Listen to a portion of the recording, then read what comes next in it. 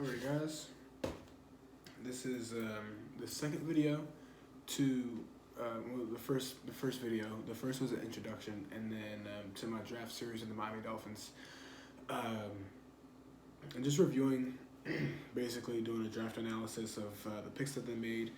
Now this is going to be kind of a premature guesses. All of these players can go out to be Pro Bowlers and great players, and that would be fine. But this is just based off of what I've seen from them in college, who I thought we should have picked, and just going along for that. So I'm not gonna waste any of you guys' time. I'm gonna go straight right into it, and then just with the number 5 pick, with Tua Tagovailoa, and this is again the 2020 draft, and I'm gonna try and go down to all the way to 2010, but that's neither here nor there. But yeah, so the number 5 pick, Tua Tagovailoa, good pick. I don't really have anything to say about that. We got our franchise quarterback in the story.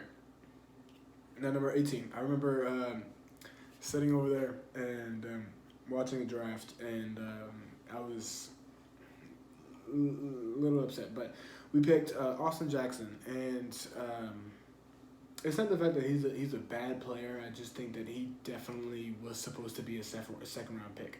We could have picked him with the, and I thought it would have been more sensible to pick him with the 26th pick or the 30th pick, no matter what we were gonna do, and because in the first round we definitely 100% needed Tua.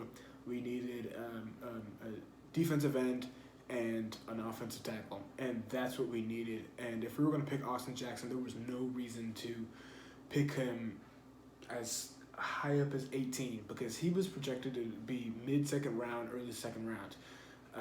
So this was a bad pick. And again, he can go out and be a Pro Bowler and all that stuff, but the person that I think that we should have taken was absolutely Cleveon Chasen. There was a lot of things that we needed in this draft. We needed running back, quarterback, and defensive line. We were pretty much set for defensive back, linebacker, and we definitely needed offensive line. I might have already said that, but still.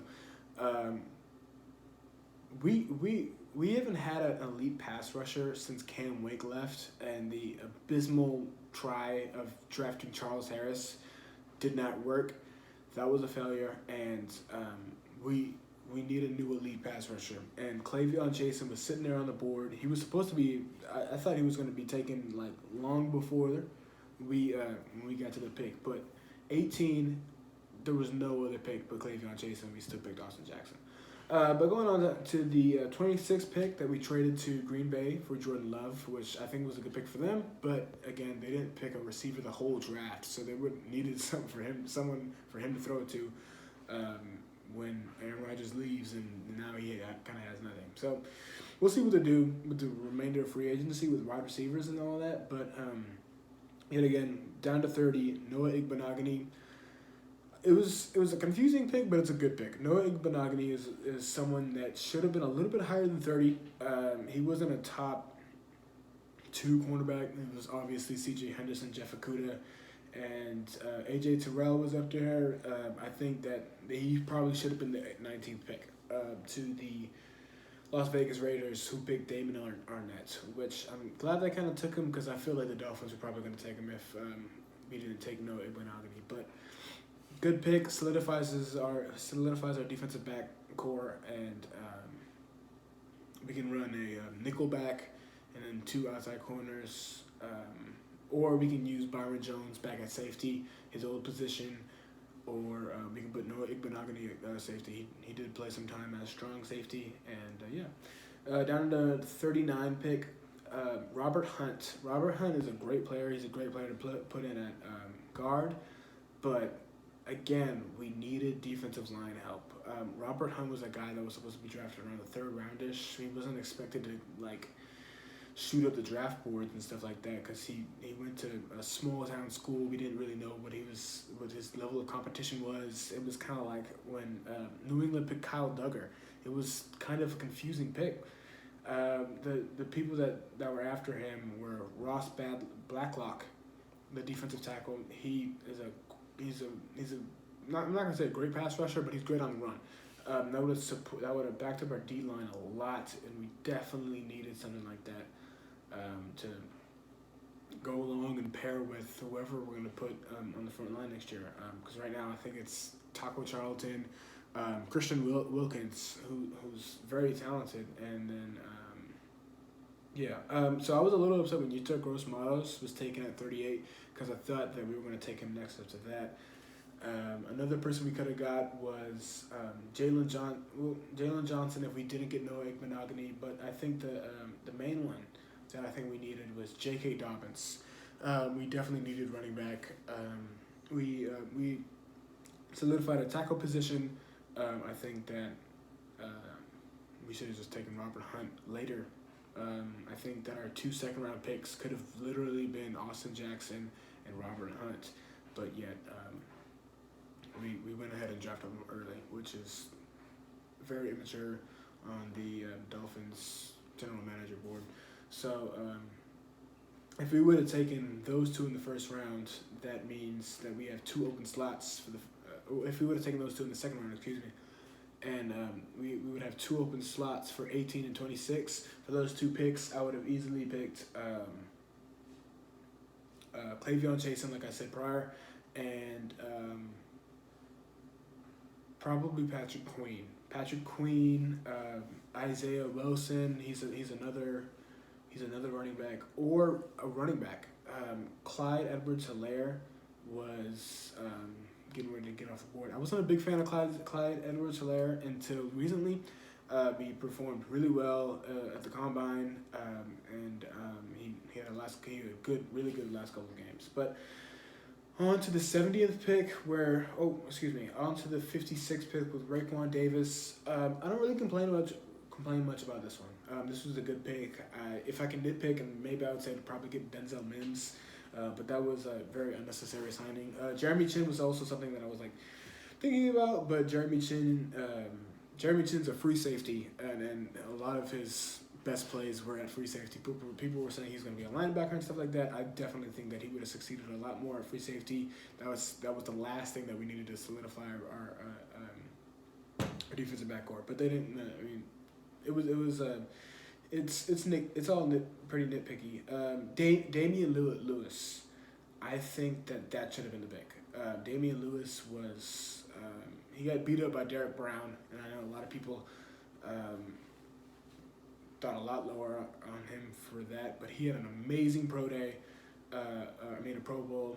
I don't think he had a pro day, but yeah, he had an amazing, not a Pro Bowl, but a Senior Bowl, and he was throwing people around. Those videos of him just tossing people like yesterday's lunch. But with the 70th pick, the Dolphins selected Brandon Jones. Now, I've already gone over it a couple times that we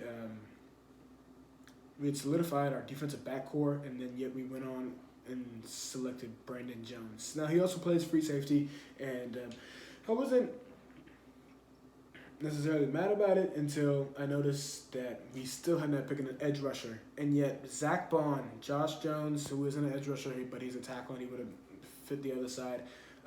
Justin Matabuke was taken off the board right after that. Terrell Lewis was also taken off the board right after that. Jabari Zuninga was right after that as well. Efrony Jennings, all guys that I think were better fits for the Dolphins in this situation, and it's just a terrible front office job. Brandon Jones was not supposed to be selected until the 5th round. There was really no talk and him shooting up draft boards. Literally, the only people that really, I guess, paid him any mind were the Dolphins, and they made a huge mistake.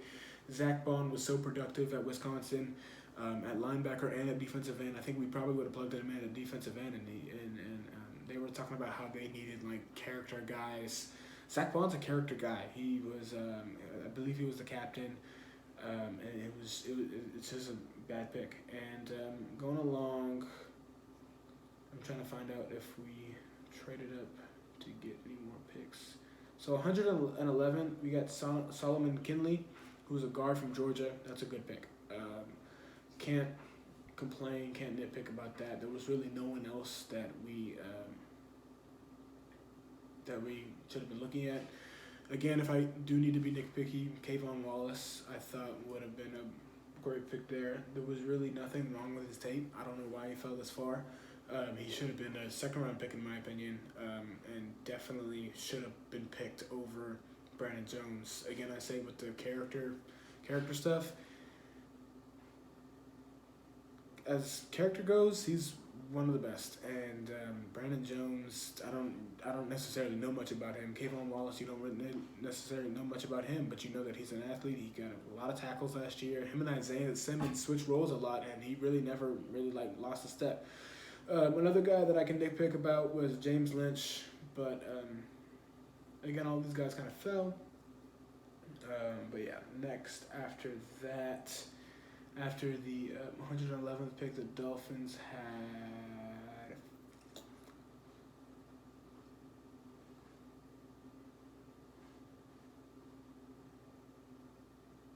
had the 154th pick, where we finally took a defensive end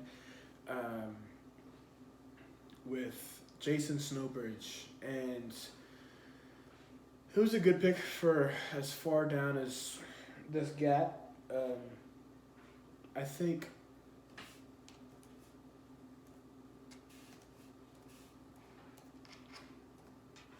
definitely that this was it was a decent pick.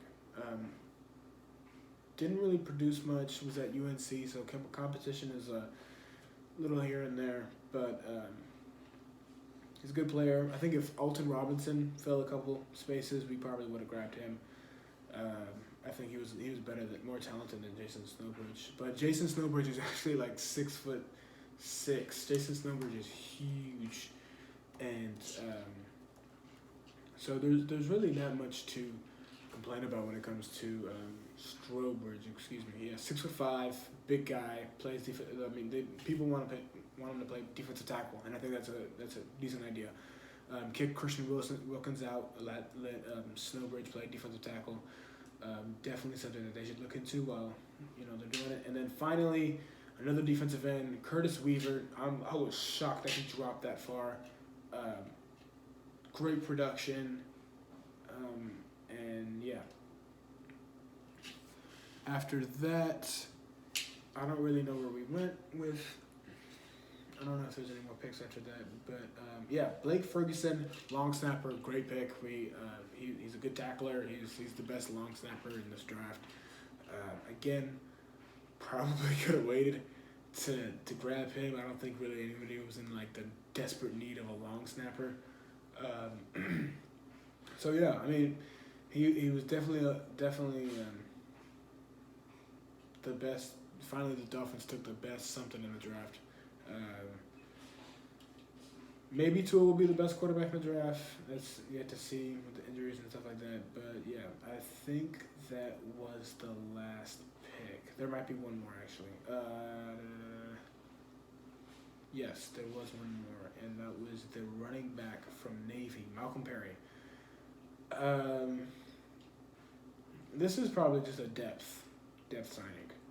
He's going to be like one of those guys that wears like 47 or something like that. He's not going to play much. Maybe special teams, but yeah. Overall, it was a really good draft. We improved on a lot of things. I think Brandon Jones doesn't start this year. I think that's going to be a bust of a pick, especially with all the guys that were available afterwards. I think Austin Jackson and Brandon Jones were the biggest mistakes of the draft. I think we could have definitely stacked up on defensive line. I think the 49ers is probably the perfect rebuild, and yet we took it a completely different direction. So I think for the next 3 years to come, we're going to be the Dolphins in that retrospect. I think that they're going to be another 8-8, 8-8, 8-8.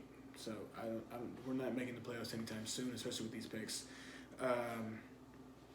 We're set at quarterback for the next 10, 15 years if he doesn't have any injury issues. But other than that, yeah, it's gonna be a little bit rough. We don't have any superstars on this team.